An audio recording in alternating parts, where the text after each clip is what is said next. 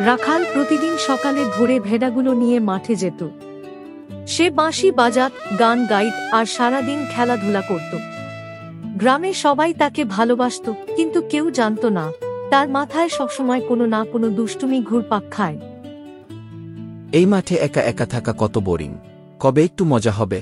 তুই আবার কি ভাবছিস রে? গতকালও তো নদীতে সবাইকে ভয় পাইয়েছিলি। ভয় দেখাতে মজা লাগে না? সবাই কেমন চমকে ওঠে। বিপদ, আমার কিছু হবে না রে, আমি তো রাখাল, মাঠ আমার, বাঘ আমার ভয় পায়।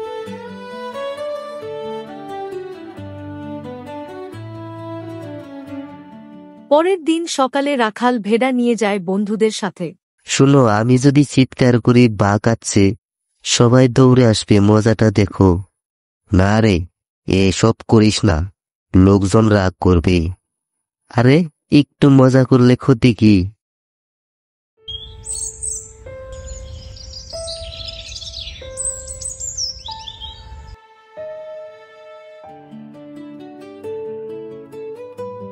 একদিন বিকেলে রাখাল ভেড়া চড়াতে পাহাড়ের ঢালে গেল। হঠাৎ সে চিৎকার শুরু করল, বাঘে মানুষ নিল রে, বাঘে মানুষ নিল রে, বাঁচাও। কোথায় বাঘ, কোথায়? কিন্তু তারা এসে দেখে কোথাও কোনো বাঘ নেই। রাখাল মাটিতে গড়াগড়ি দিয়ে হাসছে। তোমরা কেমন ভয় পেলে? আমি তো শুধু মজা করলাম। দুষ্ট ছেলে, আমাদের সাথে এমন মজা করিস কেন? আর যদি এমন করে ডাকিস, কেউ কিন্তু আসবে না। মানুষজন রাগ করে গ্রামে ফিরে গেল।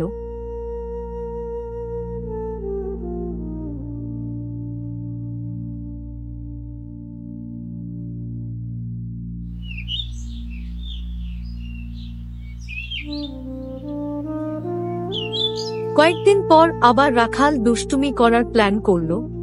আবার গ্রামের মানুষকে বোকা বানাই, আজও মজা হবে। বাঘে মানুষ নিল রে, বাঘে মানুষ নিল রে, বাঁচাও। কোথায় বাঘ, কোথায়? এই নাকি বাঘ, কোথায় গেল? আবারও সবাই ফাঁকি খেল।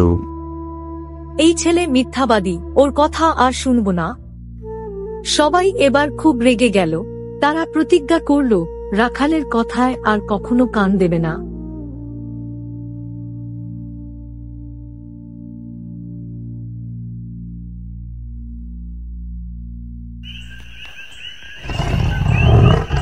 তৃতীয় দিন সন্ধ্যায় পাহাড় থেকে সত্যি এক ভয়ঙ্কর বাঘ বেরিয়ে এলো।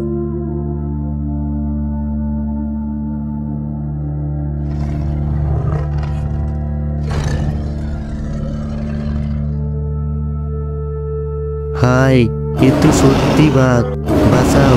বাঘে মানুষ নিল, কেউ বাঁচাও। কিন্তু এবার আর কেউ তার কথা বিশ্বাস করল না। গ্রামবাসীরা ভেবেছিল সে আবার মজা করছে। ওর কথা শুনে আর দৌড়াব না।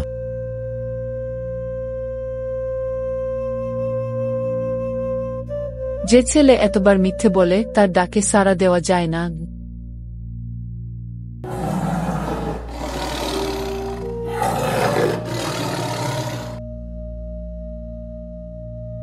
আমি যদি মিথ্যা না বলতাম, তাহলে সবাই বিশ্বাস করতো আমাকে।